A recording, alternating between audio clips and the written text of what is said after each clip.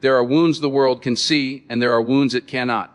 The visible ones are easy to recognize: bruises that fade, scars that tell a story, injuries that heal with time.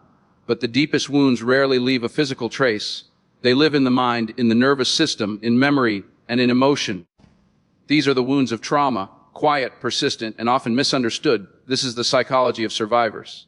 A survivor is not only someone who lived through disaster, violence, or loss. A survivor is anyone who endured something that overwhelmed their ability to cope in that moment. It could be betrayal, neglect, emotional abandonment, repeated stress, humiliation, or a single shocking event that shattered their sense of safety. Trauma does not just hurt, it changes. It changes how you see the world. It changes how you see others. And most importantly, it changes how you see yourself. When trauma enters your life, it does not knock politely and leave quickly. It stays. It seeps into your thoughts, your reactions, your relationships, and your decisions. You may look fine on the outside, but inside your mind is constantly scanning for danger. Survivors often feel different from others. They feel hyper, aware, distant, or emotionally numb. They may struggle to trust, to relax, or to feel safe even in peaceful environments. People around them might say, "Just move on. It happened so long ago. Others went through worse." But trauma does not care about time. It does not fade simply because the event is over. It rewires the brain. Your brain's primary job is survival, not happiness, not comfort, not peace. Survival. When you experience trauma, your brain learns a powerful lesson. The world is not safe. And once that belief is formed, your mind reorganizes itself around it. Your nervous system becomes alert. Your emotions become intense or detached. Your memory becomes fragmented or overly vivid. This is not weakness. This is adaptation. Your mind did not fail you. It protected you in the only way it knew how. But survival mode has a price. When your brain is always on guard, your body never fully rests. You may experience anxiety, insomnia, sudden panic, or emotional shutdown. You may push people away even when you crave connection. You may sabotage opportunities because success feels unfamiliar and unsafe. Many survivors feel broken. They ask themselves, "What is wrong with me? Why can't I just be normal? Why do I still feel this way?" The truth is, you are not broken. Your brain is overprotective. Understanding this is the beginning of healing. When you stop blaming yourself, you create space for compassion. You begin to see your reactions not as flaws, but as survival strategies that once kept you alive. This is the first step in understanding how trauma rewires the mind. To understand survivors, you must understand the brain. Your brain is made of many interconnected systems, but trauma primarily affects three major ones. 1. The amygdala, your fear center. 2. The hippocampus, your memory processor. 3. The prefrontal cortex, your decision maker. During trauma, the amygdala goes into overdrive. It detects threat even when none exists. A loud noise, a certain smell, a familiar voice, or a specific location can trigger the same fear response as the original trauma. This is why survivors may panic in situations that seem harmless to others. Their brain does not distinguish between past and present. It reacts as if the danger is happening again.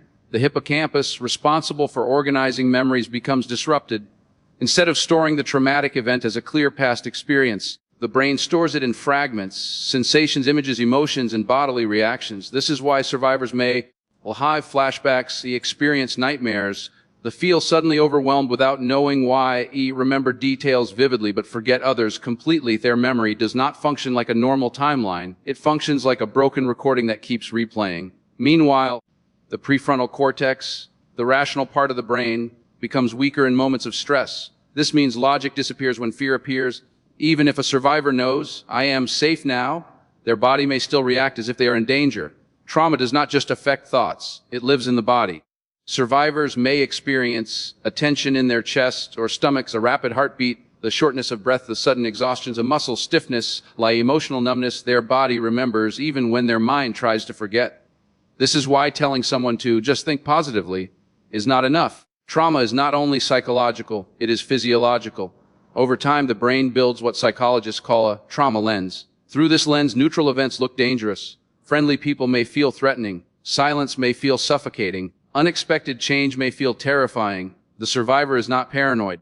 Their brain has simply learned to survive in a hostile world. But this survival wiring, while once necessary, can trap them in a state of constant fear. And this is where healing must begin, not by fighting the brain, but by retraining it. Two survivors carry a paradox. They are strong enough to survive, yet exhausted from surviving. They often appear resilient, independent, and capable. But inside, they may feel fragile, lonely, and overwhelmed.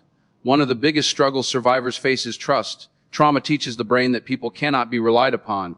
Even when someone is kind, safe, and supportive, the survivor may feel suspicious or distant. They might say, "I don't need anyone, I'm better off alone." But deep down, they often crave connection. They just fear being hurt again. Another struggle is emotional regulation. Survivors may experience intense emotions or emotional numbness. They may feel everything too deeply or nothing at all. Small conflicts may trigger overwhelming reactions. A minor criticism may feel like a personal attack. A simple disagreement may feel like rejection. This is not overreaction. It is trauma memory activated. Many survivors also struggle with self-worth. Trauma often leaves them believing, "I am not enough. I am too damaged. I do not deserve love." They may sabotage relationships or opportunities before others can abandon them. This is not self-destruction, it is self-protection. Some survivors become perfectionists, trying to control every detail to avoid pain. Others avoid responsibility altogether, feeling too overwhelmed to try. Some become hyper-independent, others become emotionally dependent. Different coping styles, same one. Yet within this struggle lies extraordinary strength. Survivors have faced their worst fears and are still standing. They have adapted, endured, and persisted. Their sensitivity is not weakness, it is depth. Their caution is not cowardice, it is wisdom. Their emotional intensity is not instability, it is intensity of experience. The challenge is not to erase their survival instincts, but to transform them, to shift from survival mode to living mode. Healing does not mean forgetting trauma. It means changing how your brain responds to it. You cannot erase what happened to you, but you can change how it lives inside you. The brain is plastic, meaning it can be rewired. New experiences can create new neural pathways. Safety can slowly replace fear. Trust can slowly replace hypervigilance. The first step is awareness. Recognizing that your reactions are trauma responses, not personal failures. The second step is self-compassion. Speaking to yourself with kindness instead of judgment. Understanding that your mind did what it had to do to survive. The third step is grounding. Learning to reconnect with your body and present moment through breathing, movement, or mindfulness. The fourth step is emotional processing. Allowing yourself to feel what you avoided for so long, safely, slowly, and with support. The fifth step is building safe relationships. Surrounding yourself with people who respect your boundaries, listen without judgment, and create emotional safety. The sixth step is creating new experiences of control and choice. Small wins, daily discipline, consistent self-care. Every time you choose calm over panic, your brain learns something new. Every time you experience kindness, your brain softens its defenses. Every time you set a boundary, your sense of safety grows. Healing is not linear. There will be setbacks, there will be triggers, there will be difficult days. But progress is real. Over time, the same mind that once kept you trapped in survival can become your greatest ally. You move from fear to awareness, pain to wisdom, survival to strength. You are not defined by your trauma. You are shaped by your resilience. You are not broken. You are rewiring.